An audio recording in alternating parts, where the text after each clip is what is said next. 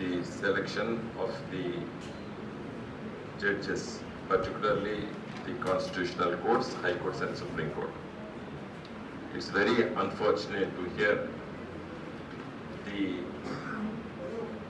details of the background of the judiciary in our country. In spite of being an independent India for the last 70 years, we have not seen a single judge from the scheduled tribes, which is very unfortunate.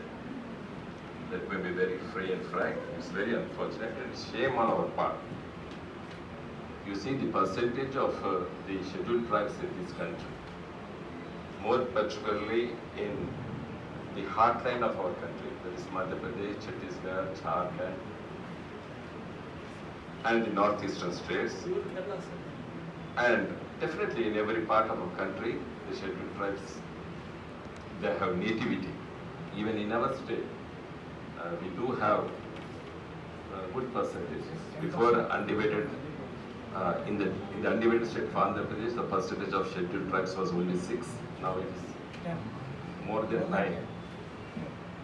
And even the percentage of the scheduled castes across the nation is not less than 20%.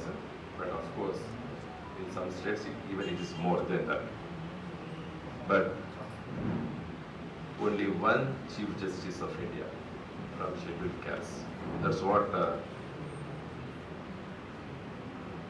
we came to know just now from our keynote speaker.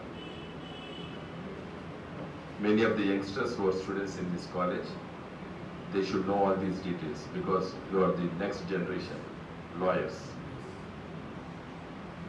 As a lawyer, I practiced in Warangal District Court from 1984 to 98, and for a short span I practiced in the then Andhra Pradesh High Court till 2000, and immediately, you know, the crisis in those days. The reason for us launching Telangana Rashtra Samiti is well known because for the last many years we are, you know, the reason for launching of this Telangana Rashtra Samiti is only to attain, not only to attain the Telangana state and also to develop Telangana as one of the best performing states in the country. Yes, for nearly 13 years, we launched this movement under the banner of Telangana Rashtra Samiti, and ultimately we could achieve Telangana, and later on within a short span of 7 years, from 2014 to 2021, we are one of the best performing states in the country, as every one of you know. It is not me mentioning it, it is our Honorable Prime Minister as Chairman of the NITI Aayog. He himself submitted a report to the Parliament as Chairman of the NITI Aayog, wherein it is mentioned that Telangana is one of the best performing states in the country. Of course, in few aspects we are number 1, in few number 2 and number 3 and 4 like that. But as a educator, I know the reasons of the backwardness in our region during those days, and ultimately we could overcome those difficulties, and we are on the path of progress, and we should go further and achieve the goal where normally the word coined by our Honorable Chief Minister is Bangaru Telangana. We have to achieve that Bangaru Telangana shortly. And coming to the today's topic, that is need of Supreme Court benches in India. Yes, as mentioned by earlier speakers, I introduced a bill in the Parliament in 2015 to amend the Article 130. Article 130, wherein it is specified that the Chief Justice of India, he will choose, identify, if necessary, Supreme Court benches will be established at his whims and fancies, to be frank. I'm using this word. But what happened? It is a discretionary power of the Chief Justice of India. And the government of India has no role, even if the Prime Minister feels that the government intend to establish few benches across the country, the Constitution doesn't allow it. The executive has no power to establish Supreme Court benches other than Delhi. As per the Constitution, today's that is the law of the land. So I thought that the reason behind it for me to introduce this bill is very simple. I came to know that the full court, as mentioned by Dr. Karventar Garu, he mentioned that the full court, they met the then Chief Justice of India. So he mentioned that he will have a meeting of full court and he will decide there. But unfortunately what happened, the full court means all the judges of the Supreme Court sat together and took a decision that hereinafter such proposals should not come before the Supreme Court. That's the ultimate decision. It's not only they rejecting it, they also mentioned that henceforth no such proposal will be heard by the court, Supreme Court. So such was the decision. They took a decision that there is no need to establish benches across the country, and they further mentioned that it may there may arise an issue of national integrity, which is very unfortunate. They mentioning that it may jeopardize the national integrity of this great country.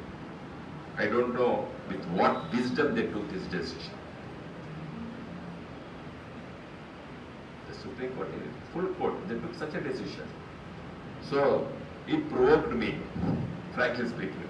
It provoked me, and I introduced a bill wherein I thought the Parliament should take a decision to remove the word Chief Justice and insert the word President, because ultimately President is the executive power.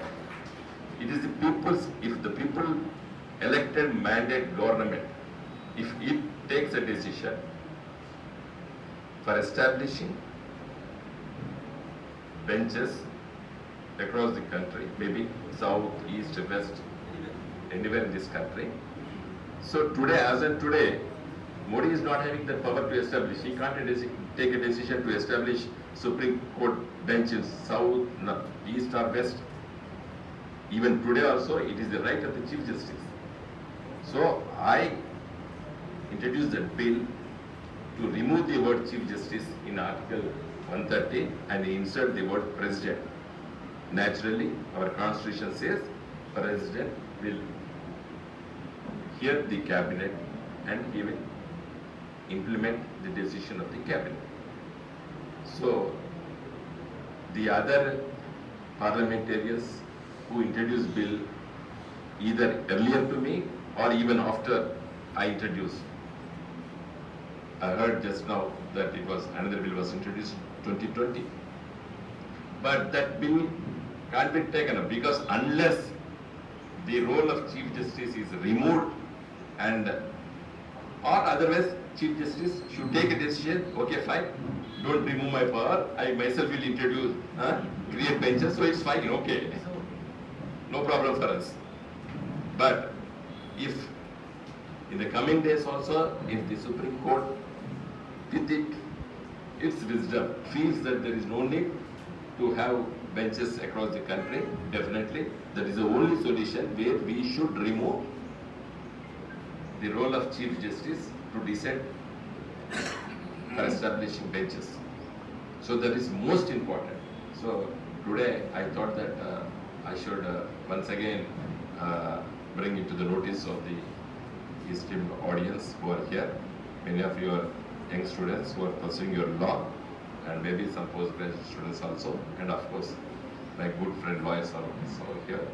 We know that in the coming days, yes, now under the leadership of the Chief Justice of India, Justice N.V. Ramana Garu, I think that he should take a decision, he himself can take a decision with full court that there is dire need of Supreme Court benches across the country, as mentioned by Mr. Gali B.Vinod Kumar Garu and even Mr. Sunil Gaud Garu and Ramarao Garu also.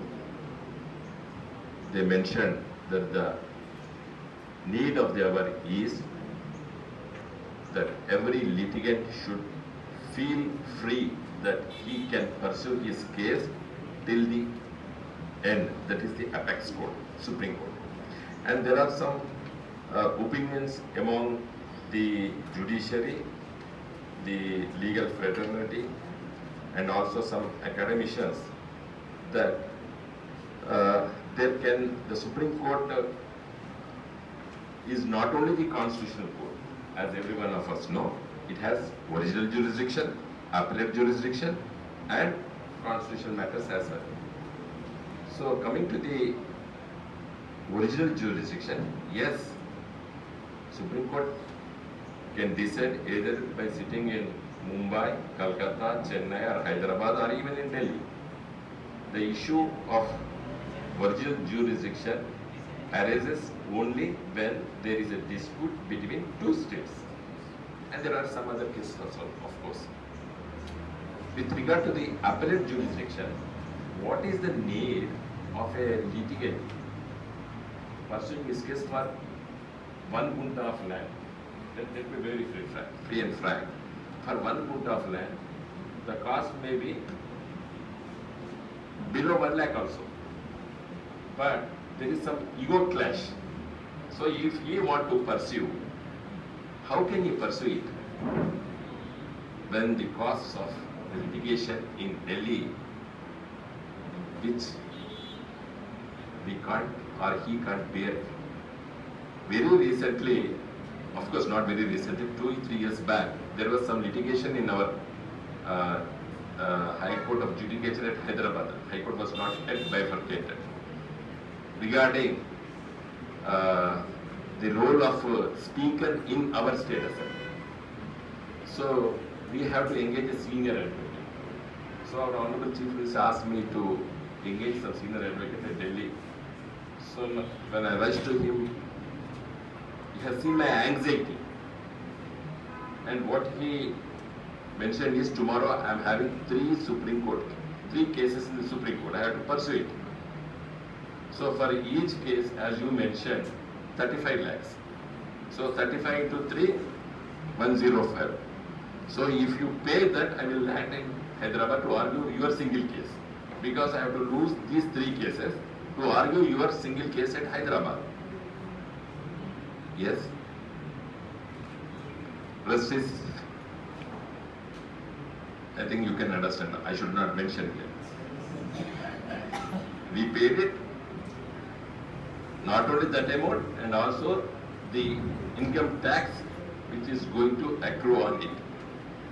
So ultimately we have to pay more than 1.25. So such is the demand of some Supreme Court advocates, which we should not allow further in this country. Because in 2014 or 15, when a bill was introduced by the government with regard to the appointments of High Court and Supreme Court judges, you know that bill was ultimately struck down by the Supreme Court.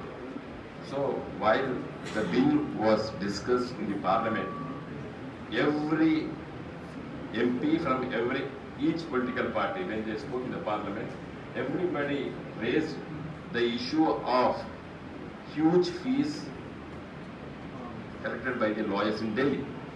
Even every political party, Congress, BJP, TRS, CPI, CPM, Even Kapil Sibal of school is a lawyer in Supreme Court. So this was the main, not only the main issue for establishing benches across the country. There is a dire need of having Supreme Court benches, and we can have this appellate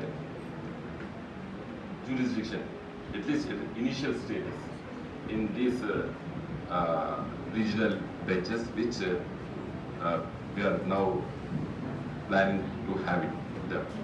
Of course, constitutional issues can be taken up at Delhi, but with regard to the appellate jurisdiction, I mean to say civil and criminal, the apex court should be an appellate court, of course in the name of Supreme Court itself. There should not be another court. Some are suggesting that there should be in the name of appellate court. There is no need, because once again litigation arises and somebody will go to Supreme Court.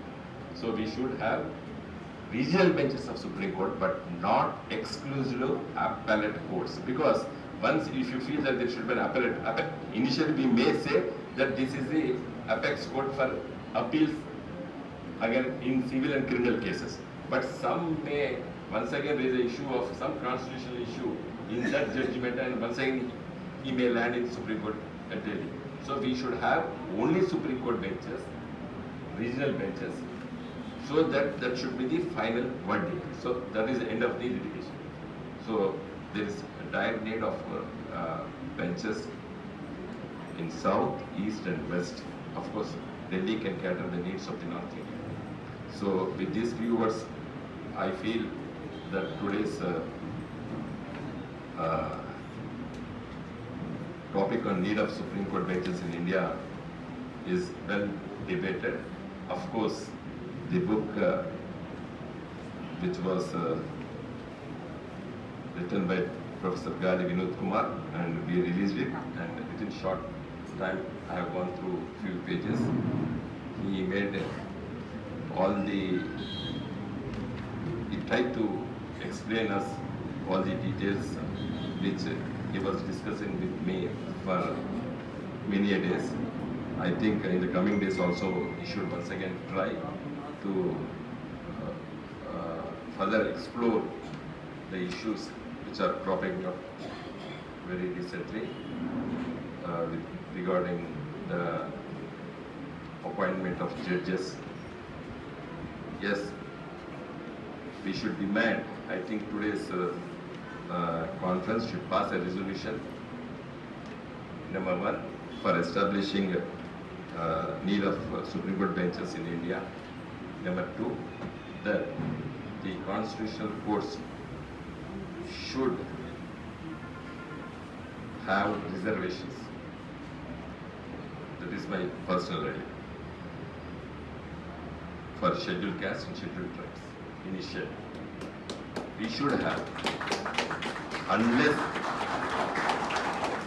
a quota is legally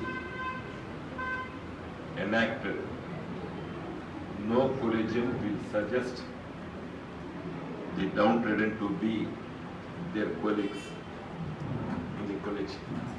So there is, I request the organizers to pass these resolutions today, so that there will be a good message to one and all, not only the political leadership and also the judiciary. Thank you.